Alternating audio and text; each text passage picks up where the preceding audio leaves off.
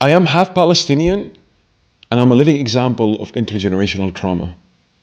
You see, my grandfather was displaced from his homeland, his country where his ancestors had lived for thousands of years, by settlers. Needless to say, people who are displaced by war suffer in ways most of us can't even imagine. My grandfather was always angry, and he passed down that anger to my father. You couldn't have any conversation with him without it erupting into a major issue. That anger doesn't exist only in isolation. It's a mask for fear, a mask for anxiety, for never truly feeling at home, for never truly feeling safe. I noticed that that trauma still lives in me. I lived in multiple different countries.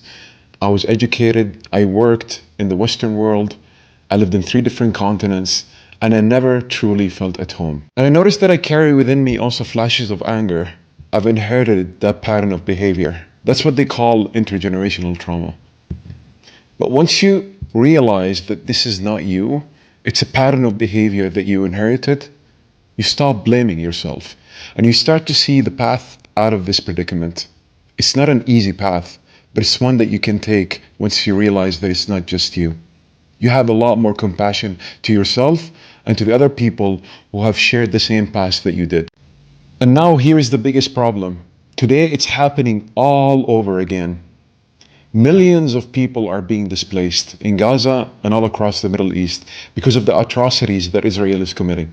And no one is doing anything about it. And even if the war ends tomorrow, which it won't, the damage has already been done. Imagine growing up in there. Imagine the fear that these children are facing.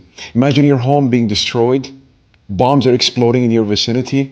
You do not know if you're going to live until tomorrow. What kind of trauma, what kind of pain are you growing up with? Do you think that that's something you could heal from? Wars don't just destroy cities. They leave cracks in people, and these cracks live on. Very, very hard to get rid of them. We need a collective healing. We need to group up as a humanity, as people, as culture, as community, and we need to find solutions to these people who are suffering today.